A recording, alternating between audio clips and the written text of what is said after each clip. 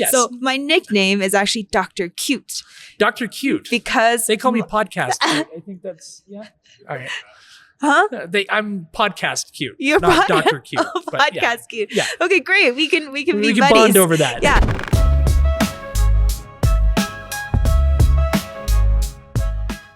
Ladies and gentlemen, welcome back to another episode of Airdrie Inside. I am your host, Chris Glass, and I am with Tong Wang from the Windwood Music Festival. Tong, welcome to the show. Yeah, thank you for having me. Yeah. And we're here at the Microgreens facility once again, and we're surrounded by some of the best smelling and best looking products that I've seen in a long time. So welcome to the fresh air. Yes, it's beautiful. So tell me a little bit about yourself.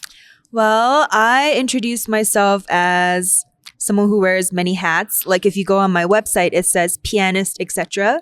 Right. So I am a touring concert pianist. I just came back from a solo tour in Nova Scotia and Newfoundland. Okay. And on the other hand, I am also involved with the Windwood Music Festival. So I co-direct that. And I have a lot of other side projects as well. Right. Including a doctorate? Yes, I finished recently my doctorate. Yes. So it's Dr. Yes, Tong Wang yes. is what I should. Sorry, I need to add that title. I'm going to call you doctor the whole time now. Oh, no. I'm like a doctor of music. So excellent. So when did you start playing the piano? Before I was 4, I think. Okay, yes. wow. Mm-hmm. So how did that go? How did that process? Has it always been a love or? Yeah, I love telling this story because I think I've always been very extroverted and loved entertaining people. So any chance I would go on stage to sing and dance. And so I just loved any kind of expression and art. And then because I was also a huge tomboy, my parents decided, okay, something that she needs to sit down for. Yeah. So rather than dancing and running around and injuring myself. And I thought the piano was the biggest instrument because everyone else in my family played like violin or something. And I was like, I'm going to have the biggest instrument. So that was the coolest one to choose. So full disclosure, I am one of the biggest fans of the piano. I can't play it myself, but I find it to be one of the best instruments. My favorite artist of all time. I've seen him in concert so many times is Billy Joel. And of course. You know, I was at one concert in Toronto. I had second row tickets, which was amazing. And you got to see him up front. Legendary. Yeah, 100%. Wow, what a memory. And he played a song, I think it's Summer Highland Falls, and there's 20,000 people there. And to see him just get lost, it was only him and me in the whole place, it seemed. Yep. It was crazy. It has that kind of magic. Like even just coming back from this tour, I would still be alone in the practice room and I would start tearing up because I just have this realization, like I love piano so much. Yeah. It's so simple. Yeah, but just so beautiful. Yeah. Okay, so from 3 years old, when did you realize you were good at it, right? Because I started a lot of things that I was never good at and I had to find my own lane. Right. But you started at 3 and learned that this is for you. Yeah, I mean, I started back in China, so I did get a lot of encouragement from teachers and I did competitions, and then there's that thrill of like being on stage and like winning a few prizes. So that was when people thought, oh, okay, that's something that Tong's good at. But it wasn't like, it was never a thing I thought I would do professionally until like much later. Very cool. And then as you grow up, when did you move to Canada? Yes. Well, my family immigrated in 2004. So I think I was about like 8-9 years old. Wow. Yeah. And what was that like? That must have been an experience as an 8-year-old. Right. So we first immigrated to Edmonton. Okay. And before that, I thankfully had a year when my mom was doing her master's. I learned English actually in England, in Norwich. Oh, excellent. So that was harder because I remember crying on the first day of school because I just couldn't speak the language. But coming to Canada, it was really exciting, I guess, because it was like no matter what happened, I was with my parents and then we just like figured it out and we lived in the basement and the weather. I just remember It's so different from China. There was this core memory of us trying to walk to Westminster Mall. And it was like, we're like, oh, it's fine. But it like 3 hours in, far. we're like, there's no sidewalks. It's in the middle of the winter and no one walks here. You can't just walk to them. And it was like such a cultural shock, the winter. Yeah. Yeah. I have a really good friend who married a girl. He's Lebanese and he met a girl in Lebanon and they ended up getting married here. But on the day she flew into Canada, the very first time coming to Canada, it was plus 35 in Lebanon and minus 35 Oh here. my And I was God. like, I would never get back on. I'd never step off the plane. Yeah. That's crazy. Okay. So now you're in Canada. Yes. You're in Edmonton, and now what? What's the next step? Yeah, so I went to grade school. I went to Victoria Performing Arts High School, and then it was around high school that I decided, okay, this is maybe a really big passion that I could make into a career. So that was I was very lucky to have some wonderful teachers and support from my family. And then that's where I decided to go to conservatory for music. That is such a cool journey. Yeah. Okay. So now the Windwood Music Festival has been a staple in our city for a long time now. And I know, like I said, we have a common friend who, Peggy. Shout out to Peggy on the Yes, show. absolutely. One of Airdrie's best volunteers and a real champion for the arts, but she can't sing the praises of this festival enough. Aww. And she tells me all the time about the wonderful things about it. So tell me about the festival and tell me why you wanted to start it. Right. I mean, we've told this origin story a million times and it's still my love letter to the city and to the people. And I'll say it again and again. There's several reasons. So first of all, I think I fell in love with the city because as immigrants and as people who moved around so much, it was the first place that my family felt more like this was home.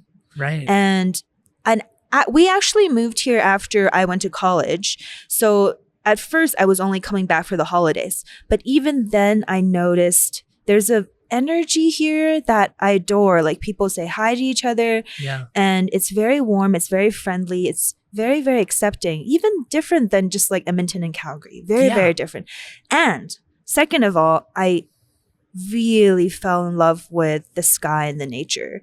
Like people don't think of like, okay, Airdrie for a beautiful scenery, nature. But I tell our resident artists, like, even today I was going for a walk and I started like crying because it's like there's something that the big open sky or elevation, it does something to like open your heart. And like when I'm burnt out, performing in Montreal or something, I come home and it's like you're allowed to feel things and you feel okay and you can process your emotions. And it's like, okay, so that's my love letter to the city.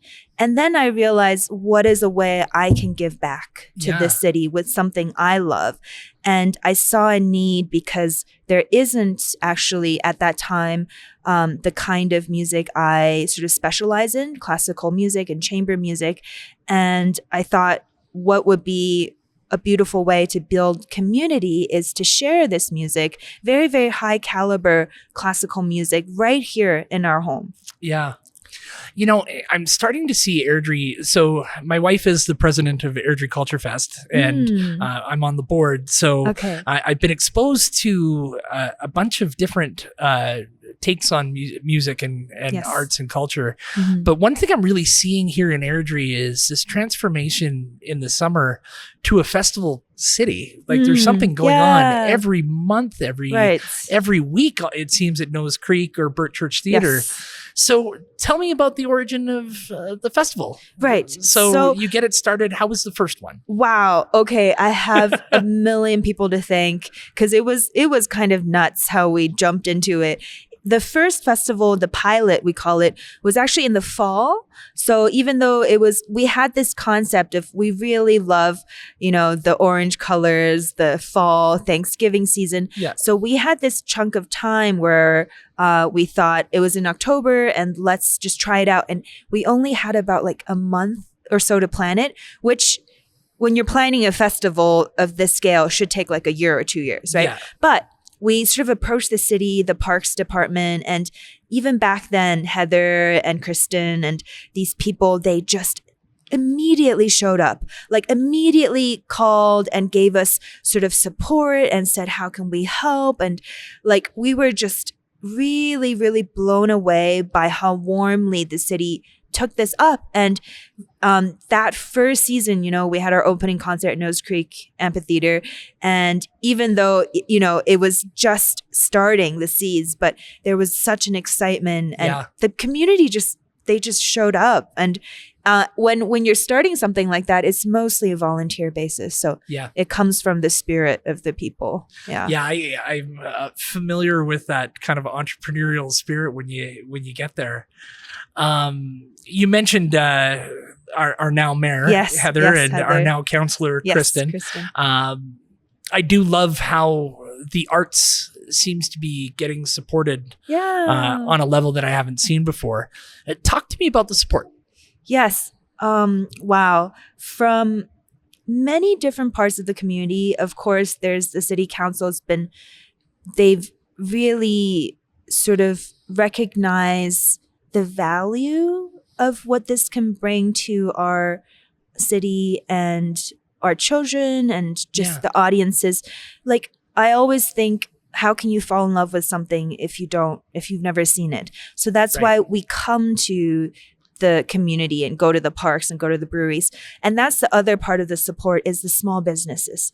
These places really opened their arms. Like our first years, you know, like Atlas Brewery and like now 948 has been one of our biggest supporters, like Kyle and all of these people. Like we know people on a name by name basis, you know, we go to like Good Earth. We did a concert at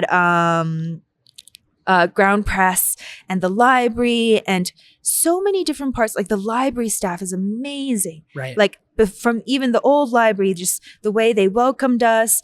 So there's the city support. You know, they even in terms of financial support, they tried their best to like really make things possible for us.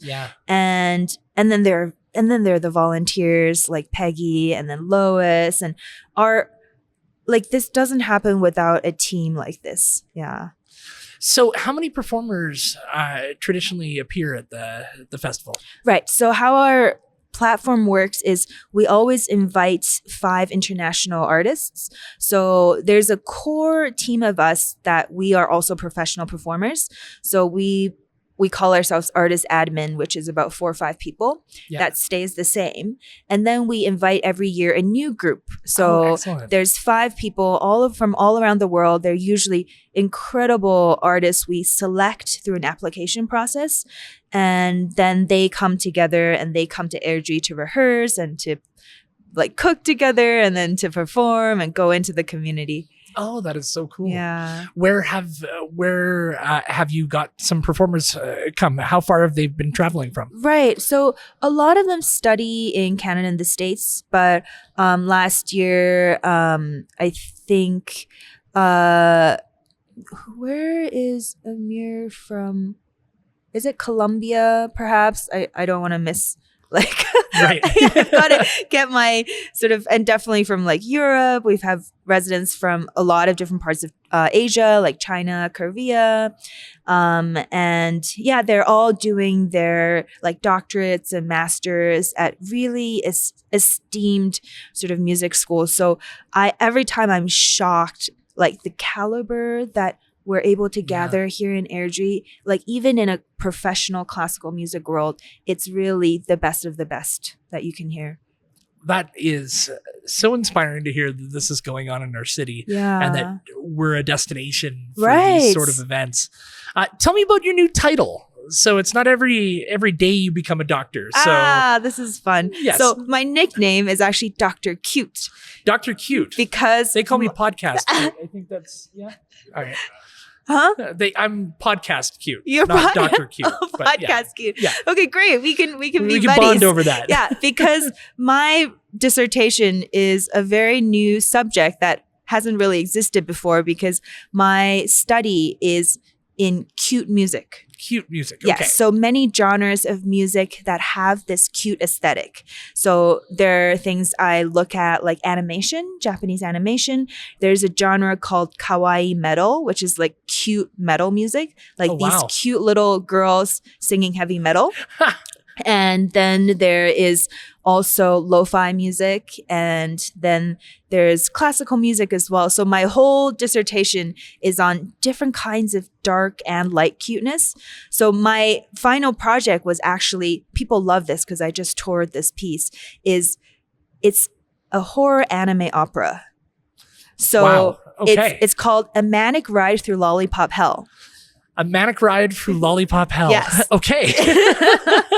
So it's like cuteness, but also kind of horrific and kind of eerie and kind of crazy.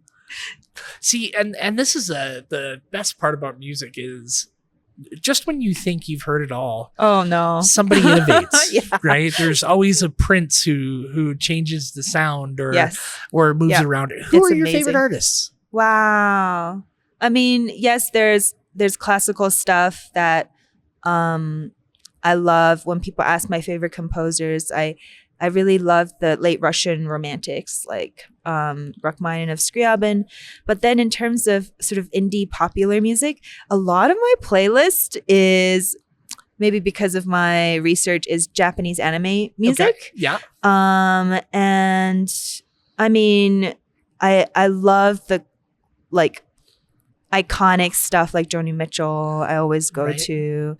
And recently, I mean, what have I been listening to?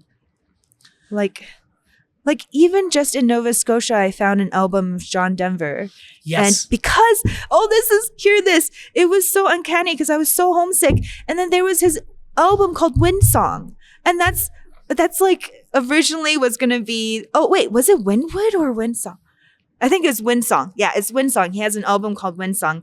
And that was what we were originally going to call the festival. Wow. Yeah, because the neighborhood is Wind Song. Yeah. So we called it Windwood because my house is on Windwood Grove. Okay, perfect. Well, that makes it even a better local connection here. Mm-hmm. Excellent. Yeah, I have a 5-year-old and 2 3-year-old twins. Boy-girl twins, but the 2 girls have been obsessing over K-pop Demon Hunters right now. Oh my God. I'm starting to get into K-pop. K-pop, that's a rabbit hole, yes. And it is a rabbit hole it's because an amazing song though. It is, but that whole movie is full of great music. Yes. Though that writing is like, we professional musicians, we've like dissected it like harmonically and we're like, this is a geniusly written song. There was at one point on the Billboard Top 20, which it's such an earworm, easy to get on. They had 6 tracks. Oh my God! That all got on the top 20 at one point. That's insane. Yep. I've never seen anything like that. Yep. So catchy. yes, K-pop. Yes. Listened to Golden about 100 times, so 1,000 times now. Yeah. My Spotify playlist got hijacked for sure. Yeah. Excellent. Okay, so and then there's an event coming up on March 15th. Right. Tell me about it.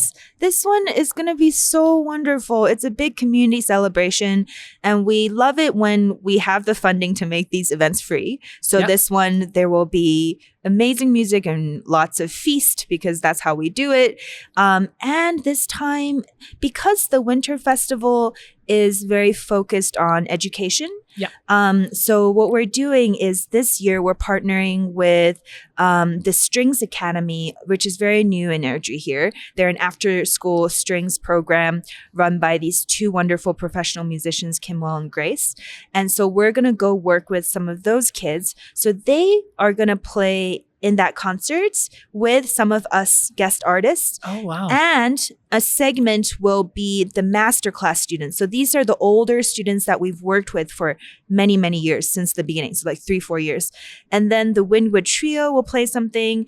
And then Alicia is also going to sing something with us, the soprano. And then we're going to have a little quintet finale. I think there might be some Radiohead we're playing. Oh, excellent. Speaking of dark and twisty, there you go, Radiohead. Yeah. That's great. Mm-hmm. And where can we find out information on the event? What's it called on May 15th? Sorry. What are we calling it? It's like Oh, what is the title? I don't remember. Like, we're just calling it like sort of the community concert at Inspire. It's at the library. It's at the library. But basically, if you go to our website, Windwood Music Festival, yeah. Okay. And then it will be there. There's a sign up form so we can keep track of how many people, because it's not a super large space. We're having it in the presenter space. Oh, yeah. Excellent. That's a great venue. And yes, I will definitely be there. Yeah. It sounds like a great night. Yes. Mm-hmm. What's the future hold for the festival? What in 10 years when we're celebrating the 15th anniversary or 14th? Yeah. What do you envision this being? Yeah, that's a beautiful question too. I mean, it's already pretty surreal that this summer is going to be our 5th version, which it seems like just a baby that, we like are taking care of. And already it's building trust and it's building sort of a legacy, and the community loves having us back. And our roles as the founders our hopes is that it becomes the communities, that it could be sustainable, like almost without us. Yeah. Of course, there's the financial aspect that it could keep on running with more, resources, but it's not about making it bigger. We don't want to say necessarily making bigger as in like fancier or bringing in more artists, or because the vision of it is it's very special because of its intimacy for the musicians. We would love for, the word to get out more and to see more audiences in especially our like outdoor shows, and even our main like opening concert in Burt Church Theater. And we'd love for people to, I think the goal is for people to really feel welcome in this space of what classical music often is perceived as a little bit like uptight or a little bit sort of elitist. Elitist or gate kept. And I think the more that people feel comfortable and free to just jump in or bring their kids and dogs and and we want it to be a part of people's daily lives because it has brought us so much meaning and joy. Yeah, so more people to come hang out with us. That's how we see the future. Well, I'm really looking forward to both the event on the 15th and the festival later on. Yeah. Thank you so much for coming and spending some time with me today. Thank you for having me. It's been really fun. Yeah. Excellent. And thank you for being with us here on Airdrie Inside. I'm Chris Glass, and we're going to be back with more great episodes coming up.